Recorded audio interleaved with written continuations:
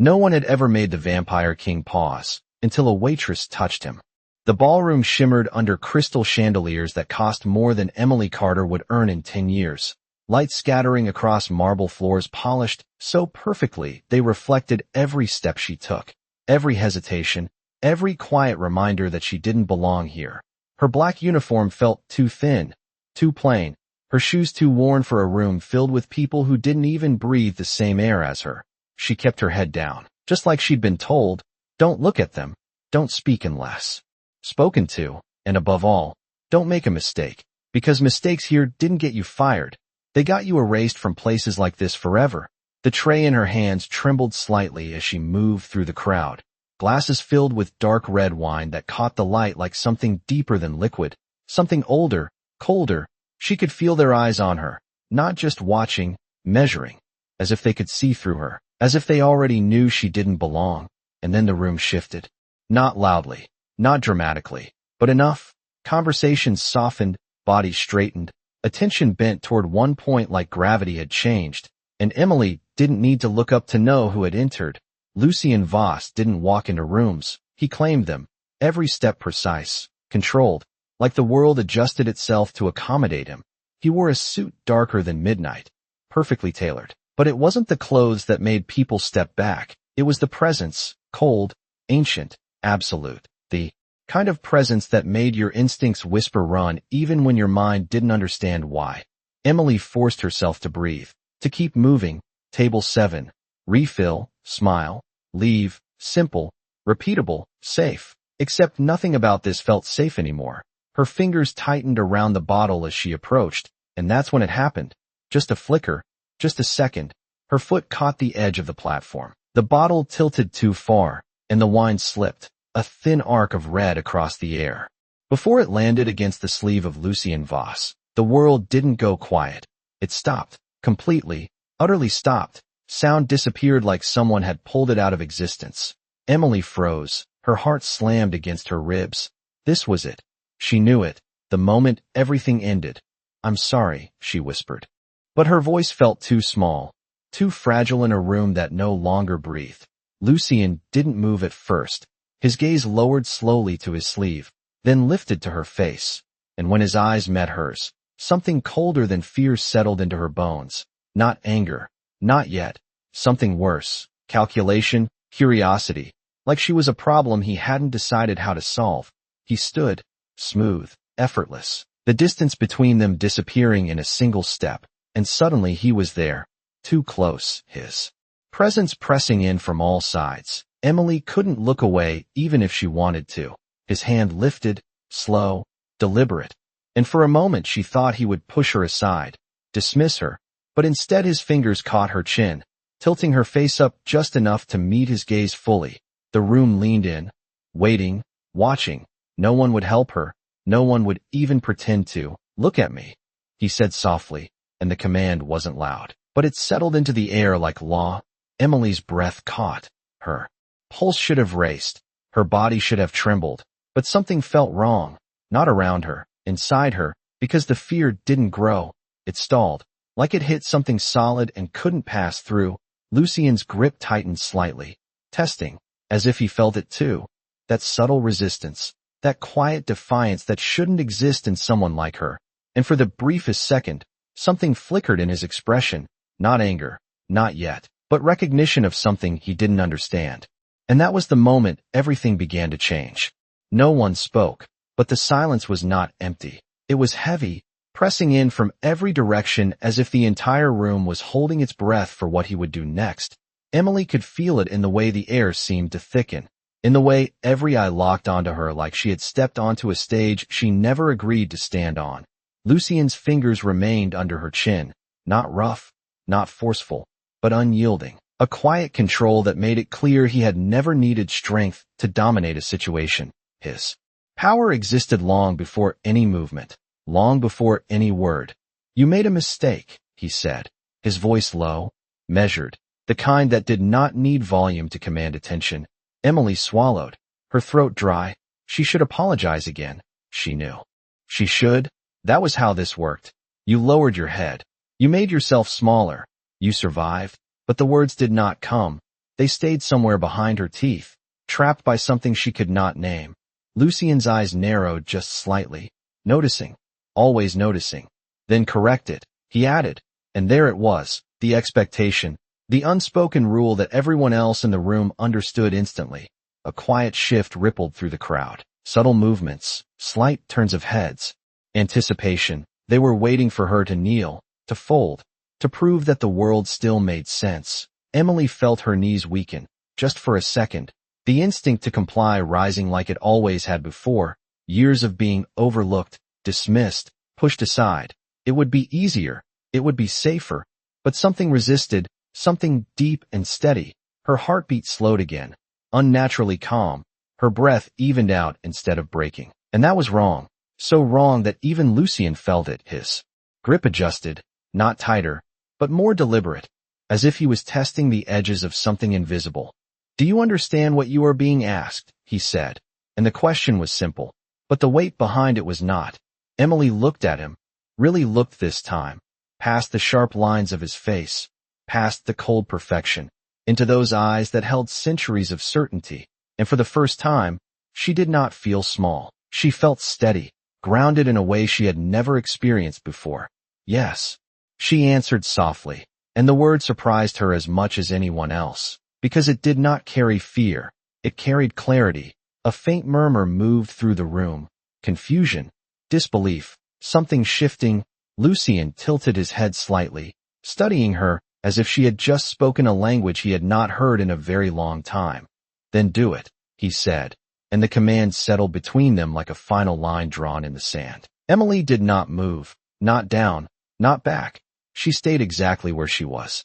Her shoulders straightened, not in defiance, but in quiet certainty, the kind that did not need to be proven. And that was the moment the room changed, not dramatically, not loudly, but undeniably. The balance tilted, just a fraction, just enough. Lucien's expression did not break, but something in his gaze sharpened, interest replacing expectation. His fingers slowly released her chin, not out of mercy, but because he no longer needed to hold her there. She was not going anywhere, not physically, not mentally. She was standing in front of him in a way no one else ever had. "You are either very brave," he said quietly, "or very unaware." And there was no mockery in his tone, only observation.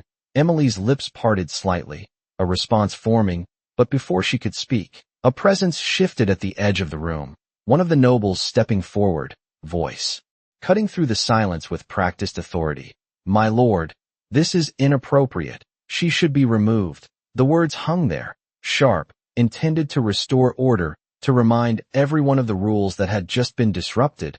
Lucien did not look away from Emily, did not acknowledge the interruption immediately, and that hesitation alone sent a ripple through the room, because hesitation from him was unheard of, impossible. And yet it was happening, right here, in front of everyone. His gaze remained fixed on her, searching, calculating, as if he was trying to solve something that did not fit into any of his centuries of experience. And when he finally spoke again, his voice was softer, almost thoughtful. "No," he said, a single word that carried more weight than anything else spoken that night. The noble fell silent instantly. The room followed, and Emily felt it then, not fear, not pressure, but something else entirely, like the world had just shifted slightly off its axis, and she was standing at the center of it, whether she wanted to be or not. The words settled into the room like a command written into the walls themselves, and no one dared challenge it. Not even the ones who had spoken just moments before. Emily felt it in the way the tension shifted, not disappearing but redirecting, no longer pressing her down, but circling around her, like she had become something the room did not know how to handle. Lucien stepped back, just half a step, but the distance felt significant, intentional, his eyes never leaving her face, studying, measuring, as if she had become more interesting than the situation itself. "What is your name?" he asked, and the question was simple, but it carried weight, because it was not something he needed to ask, it was something he chose to ask. Emily blinked, caught off guard, her mind still catching up to everything that had just happened. "Emily," she said quietly. Then after a second, "Emily Carter," her voice steadier than she expected. Lucien repeated it slowly, as if testing the sound. Emily Carter. And for a moment, just a moment, something in his tone shifted, something softer, almost thoughtful, before it disappeared behind that controlled calm again. The room reacted in subtle ways, a glance here, a whisper there, confusion spreading. Like cracks in glass, because this was not how this was supposed to go. This was not how he was supposed to behave. One of the nobles stepped forward again, unable to stay silent. "My lord, she is a server. She has no standing here." The words were sharper this time, more insistent, trying to restore order that had already begun to slip. Lucien did not turn immediately, did not acknowledge the interruption with the urgency it demanded. Instead, his attention remained on Emily, as if the rest of the room had become secondary. "That is precisely what makes this interesting," he said calmly, and the statement sent a ripple through the crowd, because interest from him was never a small thing. It was never safe. Emily felt her pulse shift again, not faster, not slower, just different, like her body was responding to something beyond her understanding. Lucien's gaze dropped briefly to her hands, to the way her fingers were no longer trembling, to the steadiness that should not have been there. And then he did something unexpected. He reached out, not quickly, not forcefully, but deliberately, his fingers brushing lightly against her wrist. The contact was brief, almost nothing, but it was enough. The moment his skin met hers, something moved, not visibly, not dramatically, but undeniably, a subtle shift in the air, like a current passing through something unseen. Emily inhaled sharply, not in pain, not in fear, but in surprise, because it felt familiar in a way she could not explain. Lucien's expression changed, just slightly, the control still there, but something beneath it tightening. His fingers lingered for a fraction longer than necessary before he pulled back, and for the first time since he had entered the room, there was uncertainty in his eyes, not weakness, not doubt, but a question, a real one, and that alone was enough to unsettle everyone watching. "You felt that," he said quietly, not as an accusation, but as confirmation. Emily hesitated, searching for the right words, but there were none. "I do not know what that was," she admitted, her honesty cutting through the tension in a way that no practiced response could have. Lucien studied her for another long second, then straightened, the distance between them returning, but the connection not entirely gone. It lingered, unspoken, undefined. "Neither do I," he said, and that admission was more powerful than anything else he could have said, because it was rare, almost unheard of. The room shifted again, but this time it was not confusion, it was unease, because if he did not understand something, then it was something none of them could predict, and unpredictability in a place like this was dangerous, very dangerous. Lucien turned slightly, finally acknowledging the others, but not fully, not enough to give them control back. "She stays," he said simply, and the decision landed like a final verdict. No argument followed, no one dared, because they could all feel it now. Something had changed tonight, something small, almost invisible, but irreversible, and Emily Carter, who had walked into this room as no one, had just become someone the Vampire King could not ignore. The decision did not echo, but it lingered, settling into every corner of the ballroom like something permanent, something that could not be undone. Emily felt it immediately, not in the way the others reacted, but in the way the space around her changed. She was no longer invisible, no longer part of the background that people ignored without thinking. She had become the center of something she did not understand, and that was far more dangerous. Lucien turned fully now, addressing the room, with the same quiet authority that had ruled it from the moment he stepped inside. "Continue," he said, and just like that, the music resumed, conversations restarted, movement returned, but nothing was the same. Every glance that passed over Emily held a different meaning now. Curiosity, suspicion, calculation. She could feel it like a pressure against her skin, but Lucien did not walk away, not completely. He remained close enough that his presence was still undeniable, as if distance was no longer something he was willing to allow. "Walk with me," he said, not loudly, not dramatically, but it was not a request. Emily hesitated for half a second, just enough to remind herself that she still had a choice, or at least the illusion of one. Then she nodded and stepped forward, matching his pace as he moved through the crowd. The room parted for him without question, and now, it parted for her too. That realization settled in slowly. Almost unreal. The same people who would not have noticed her minutes ago were now stepping aside, watching her pass as if she carried something they could not see but instinctively feared. Lucien led her toward the far end of the ballroom, away from the center, toward a quieter space where the noise softened and the lights dimmed slightly. The atmosphere changed there. Less spectacle, more control. He stopped near a tall window that overlooked the city, the skyline stretching out in sharp lines and distant lights, a world that suddenly felt very far away from where she stood now. "Tell me what you are," he said, his voice low, focused, not aggressive, but intent in a way that demanded truth. Emily let out a slow breath, her thoughts racing even as her body remained strangely calm. "I am a waitress," she answered, because it was the truth, even if it felt insufficient now. Lucien's gaze did not shift, did not soften. "No," he said quietly. "That is what you do, not what you are." The distinction hung between them, heavy, undeniable. Emily looked away for a moment, out at the city, searching for something familiar, something grounding, but everything felt distant, disconnected. "I do not know," she admitted, and there was no fear in her voice, only honesty. Lucien studied her carefully, as if weighing the answer, not for its content, but for its truth, and whatever he saw there seemed to satisfy something, because he nodded once, slowly. "Good," he said, and the word was unexpected, almost out of place. Emily turned back to him, confusion flickering across her expression. "Good?" she repeated, unable to hide the question. Lucien's lips curved slightly, not quite a smile, but close enough to be unsettling. "It means you are not lying," he said, and there was something in his tone, something quieter, more thoughtful than before, as if this situation had shifted from inconvenience to something worth understanding. A soft movement behind them caught Emily's attention, a figure approaching carefully, respectfully, stopping just far enough to not interrupt, but close enough to be noticed. "My lord," the man said, his voice controlled, but carrying a hint of urgency. "The council is asking questions." Lucien did not look away from Emily immediately, as if deciding whether the interruption mattered. Then finally, he turned slightly, just enough to acknowledge it. "Let them," he replied. Simple, final. The man hesitated, clearly wanting to say more, but thought better of it and stepped back, disappearing into the background once again. Emily felt the weight of that statement, the implication she did not fully understand but could still feel.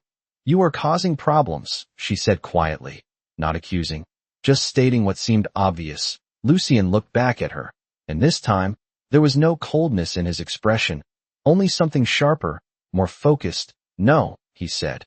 "You are." And the way he said it was not blame, it was recognition, as if he had already accepted that whatever was happening here had nothing to do with control and everything to do with something far more unpredictable. Emily held his gaze, not challenging, not retreating, just present, and for a moment, the noise of the ballroom faded completely, leaving only the quiet space between them, and the undeniable sense that whatever had started tonight was not an accident, and it was not going to end simply either. The city lights stretched endlessly beyond the glass, but Emily no longer saw them as escape. They felt distant now, like something from a life she had already stepped away from without realizing it. The reflection in the window caught her attention, faint but clear enough. She saw herself standing beside him. The contrast was impossible to ignore, her simple black uniform against his flawless silhouette, human against something ancient, something untouchable, and yet they stood there as if they belonged in the same frame. That thought alone unsettled her more than anything else. "Why me?" she asked quietly, the question slipping out before she could stop it. Lucien did not answer immediately. His gaze followed hers to the reflection, studying the image as if it revealed more than either of them could say out loud.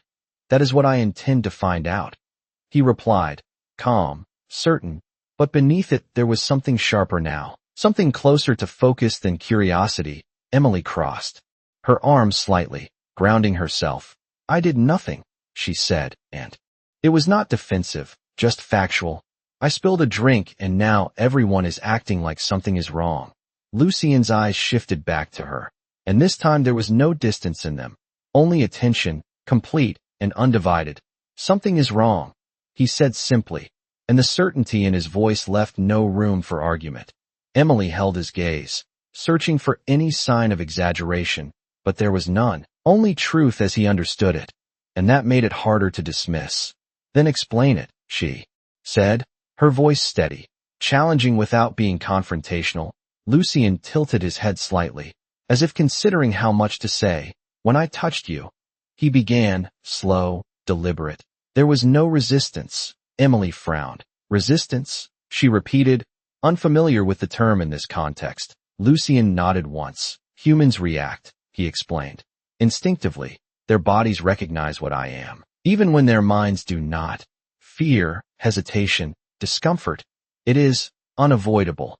He paused briefly. Watching her reaction, you did not.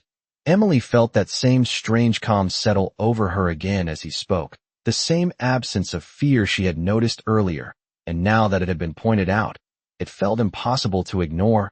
I was nervous, she said, trying to reconcile what she felt with what he described. You were, Lucien agreed, but not because of me. The distinction hung in the air, subtle but undeniable. Emily's mind raced, trying to make sense of it, but every explanation felt incomplete, insufficient. That does not mean anything, she said finally, but even she could hear the lack of conviction in her voice. Lucien stepped closer again, not invading, but closing the distance enough to remind her that he controlled the space they occupied. It means everything, he said quietly, and for the first time, there was intensity in his tone that had nothing to do with power and everything to do with discovery. Emily exhaled slowly, forcing herself to stay grounded. So, what now? She asked, because that was the part that mattered, the part that determined what happened next. Lucien's gaze softened slightly, not in kindness, but in clarity. Now, he said, you stay where I can see you. Emily's eyes narrowed just a fraction, not in fear, but in consideration. That sounds less like curiosity and more like control, she replied, and the words hung between them, sharp but measured. Lucien did not react the way she expected. There was no offense, no anger, only a faint shift in his expression, something almost like approval. It is both, he admitted, and the honesty caught her off guard again. Behind them, the room continued as if nothing had changed, but the subtle glances, the quiet whispers, they had not stopped. If anything, they had intensified. The council was watching, waiting, and Emily could feel it even without looking. They do not like this, she said, nodding slightly toward the room. Lucien followed her glance briefly before returning his attention to her. They do not need to, he replied, calm, absolute. Emily let out a small breath, something between a laugh and disbelief. You say that like it does not matter. Lucien's expression shifted again, just slightly, but enough. It does not, he said, and the way he said it made it clear that he meant it, completely, without hesitation. Emily studied him for a moment, trying to understand how someone could carry that level of certainty, that level of control over everything around him. And then she realized something small but undeniable. Tonight, for the first time, that control had shifted, not completely, not obviously, but enough to be noticed, enough to matter, and he knew it. That was why he had not walked away. That was why she was still here, standing beside him instead of disappearing back into the background where she had started. And as that realization settled in, Emily understood one thing clearly. Whatever had begun between them tonight was not something either of them could simply ignore, and that made everything far more complicated than a spilled glass of wine. The music had returned, the conversations had resumed, but the illusion of normalcy felt fragile, like glass stretched too thin. Emily could sense it in the way the room moved around them, not freely, not naturally, but carefully, as if everyone was adjusting to something they did not understand yet. Lucien had not stepped away, and that alone kept the tension alive. You should go back to work, he said suddenly, his voice calm, almost casual, but the words carried weight. Emily blinked, caught off guard by the shift. Just like that? She asked, a hint of disbelief slipping through. Lucien's gaze held hers steadily. Yes, he replied. Return to what you were doing. Emily hesitated. Not because she was unsure of what he meant, but because she was unsure of what had just changed, and pretend nothing happened. She pressed. Lucien's expression did not shift. "Nothing has happened," he said, and the statement sounded simple, but it was anything but. Emily let out a quiet breath, something between frustration and realization. "That is not true," she said, softer now, not challenging, just stating what both of them already knew. Lucien studied her for a moment, then gave a slight nod. "Correct," he admitted. "But for now, we allow them to believe it is." Emily followed his glance toward the room, noticing the way people were watching without looking, listening without appearing to. The council, the nobles, they were not just observing. They were waiting. "You are playing a game," she said. And this time it was not a question. Lucien's lips curved slightly, not quite a smile, but close enough to acknowledge her understanding. "Everything is a game," he said. "The only difference is who realizes it." Emily absorbed that, the weight of it settling in slowly. Then she straightened her shoulders slightly, grounding herself again. "And what am I supposed to be in this game?" she asked. Lucien's eyes sharpened just a fraction. "That depends," he replied, "on whether you continue to surprise me."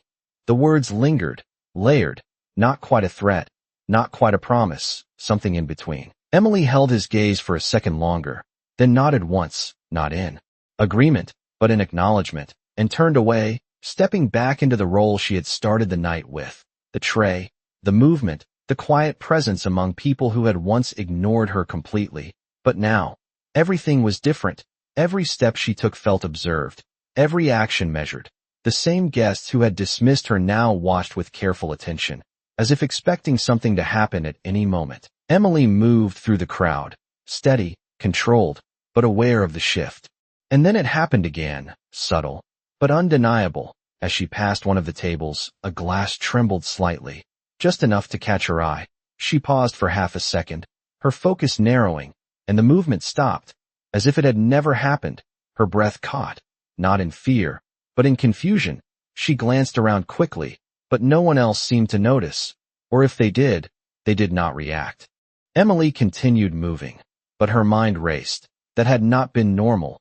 It had not been accidental, and she knew it, because she had felt it, the same way she had felt that strange connection earlier, like something unseen responding to her presence. Across the room, Lucien watched, his expression unreadable to anyone else, but focused entirely on her. He had seen it too, not the glass itself, but the shift, the subtle change in the air that accompanied it. His gaze narrowed slightly, not in suspicion, but in recognition. Something was unfolding, piece by piece, and for the first time in centuries, it was something he did not already understand.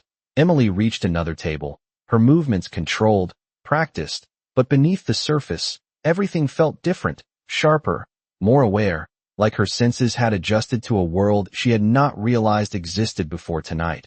She set down a glass carefully, her fingers steady, but the moment she let go, she felt it again, that faint pull, that quiet response from something beyond her sight. She withdrew her hand slowly, watching, waiting, and when nothing else happened, she exhaled softly, trying to steady her thoughts. But the truth was already there, undeniable. Something had changed inside her, something she could not explain. And across the room, Lucien Voss stood still, watching the one person who had just turned his entire world into a question he could not yet answer. The room moved, but Emily no longer followed its rhythm. She moved through it instead, like something separate, something no longer bound by the same quiet rules she had lived by just hours ago. Every step felt deliberate now, not because she planned it, but because something inside her had shifted into awareness, a subtle control she did not understand but could not ignore. She reached for another glass, her fingers brushing the cool surface, and for a brief moment, the air around it tightened, like a breath being held. She paused, her hand hovering, and the sensation faded just as quickly as it came, leaving behind a question she could not answer. Across the ballroom, Lucien remained still, his posture relaxed, but his attention absolute. Nothing escaped him, not the way Emily moved, not the slight hesitation before each touch, not the pattern forming in moments no one else noticed. He had lived through centuries of power, of control, of understanding, the unseen forces that governed his world, and yet this did not fit.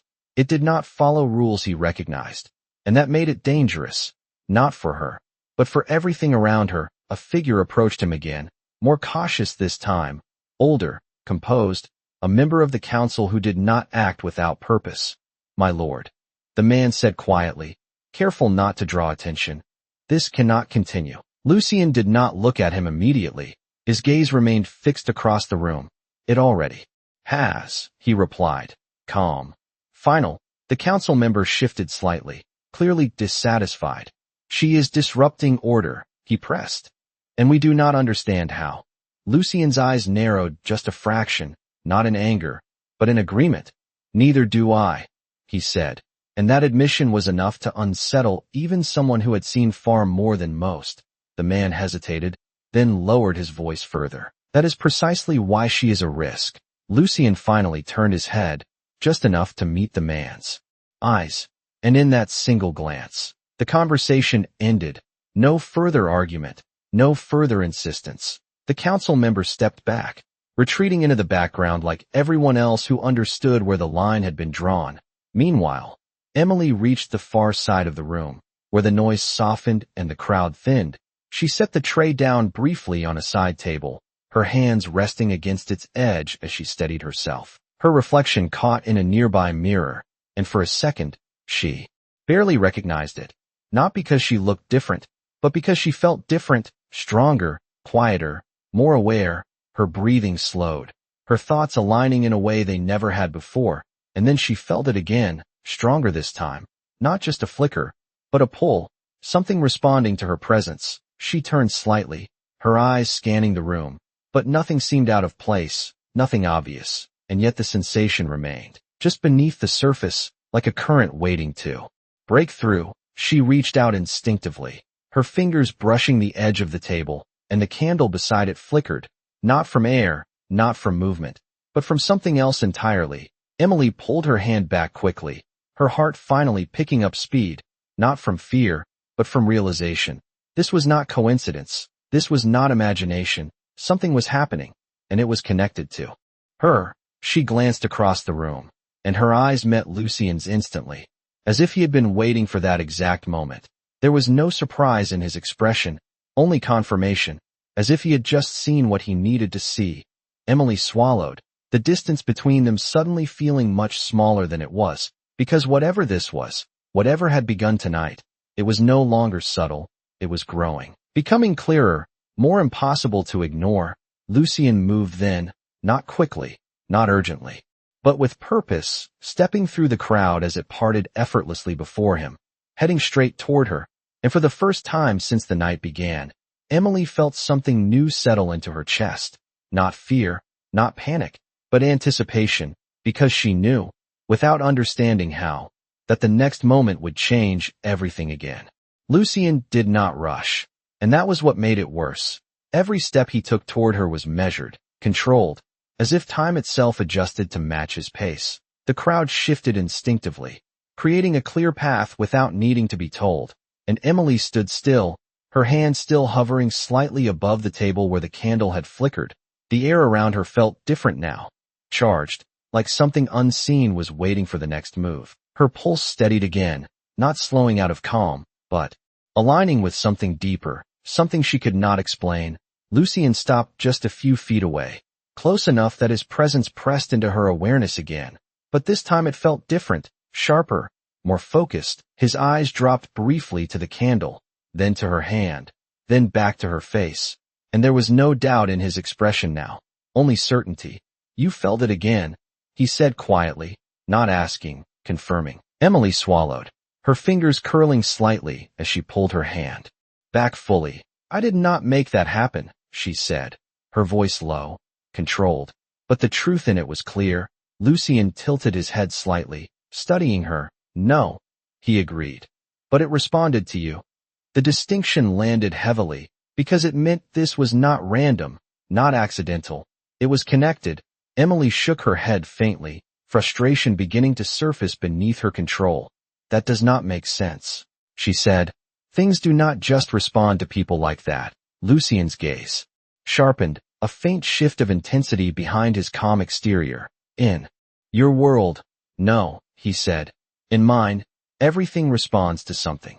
Emily held his gaze, trying to process that, trying to place herself somewhere between those two statements. But she did not belong fully to either. Not anymore.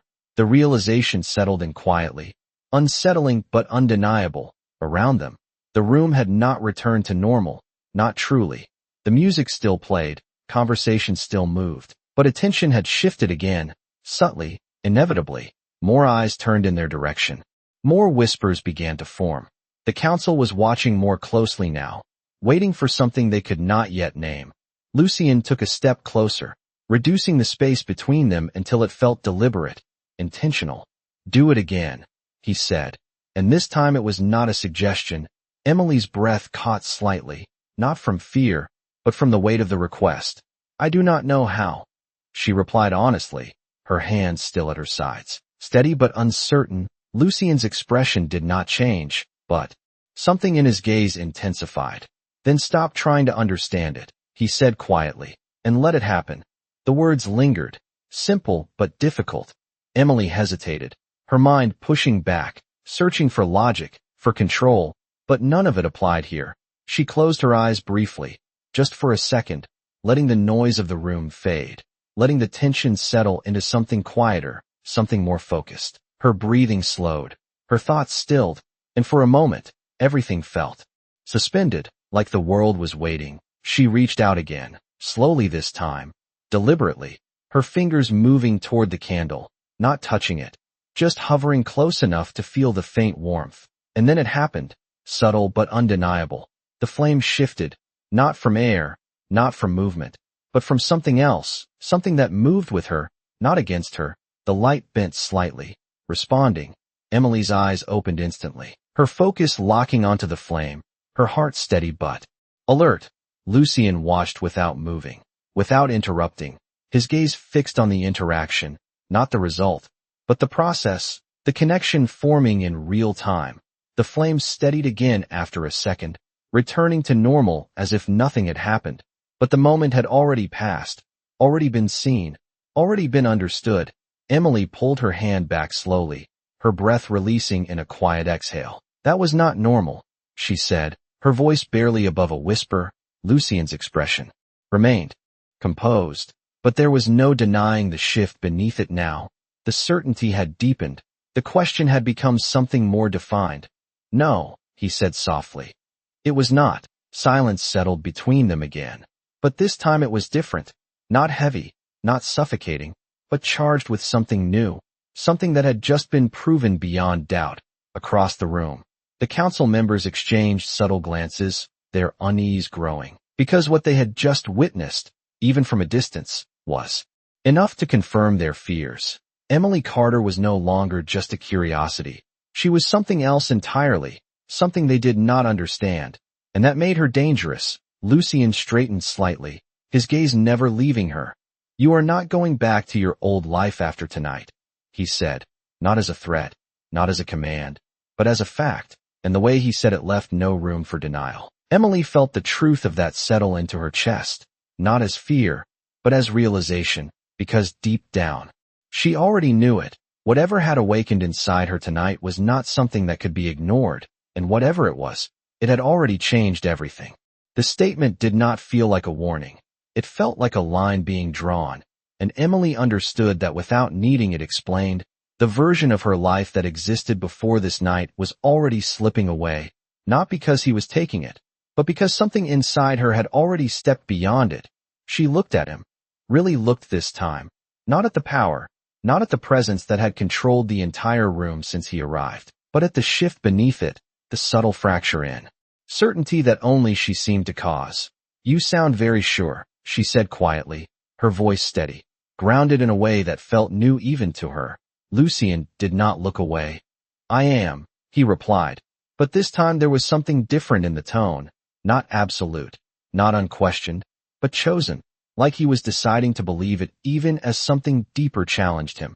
Emily let that settle for a second, then glanced past him, toward the room that was no longer pretending not to watch. The council stood at the edges, composed but alert, their attention no longer hidden, their concern no longer subtle. "They are not going to let this go," she said, And it was not fear, just observation. Lucien followed her gaze briefly, then returned his focus to her.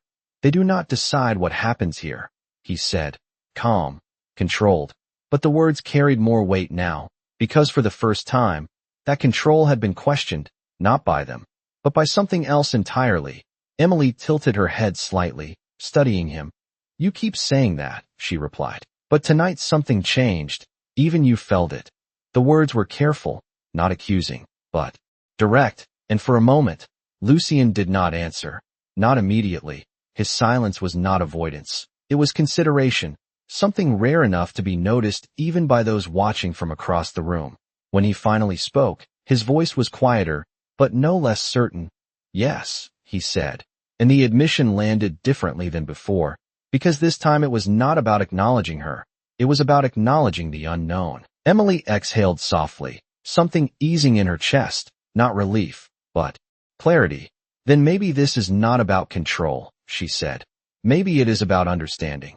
Lucien's gaze sharpened slightly, not in disagreement, but in interest. Understanding requires time, he replied, and time requires proximity.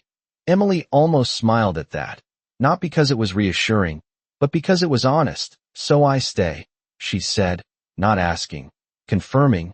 Lucien nodded once, slow, deliberate. You stay, he echoed, and the agreement settled between them like something already decided. Across the room, the tension shifted again, not breaking, not resolving, but evolving. The council exchanged glances, quiet conversations forming beneath the surface, plans being considered, strategies beginning to take shape, because they understood what this meant even if they did not understand her. Emily Carter was no longer just a disruption. She was a variable, and variables could not be controlled. Lucien stepped slightly to the side, just enough to break the direct line between her and the rest of the room, not to hide her, but to claim the space around her, subtle, but unmistakable. Emily noticed it immediately, not the action itself, but what it represented, a shift in position, a shift in intent. She looked back at him, her expression steady.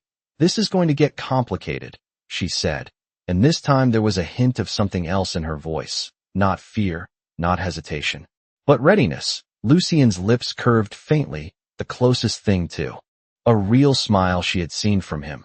It already is, he said, and there was no resistance in the statement, no denial, only acceptance. The music continued, the room moved, but the balance had changed, permanently, and as Emily stood there, no longer invisible, no longer ordinary, she realized something that settled deeper than anything else that night. She had not changed his world by power. She had changed it by simply not breaking. And for the first time in centuries, the Vampire King was no longer certain where that would lead.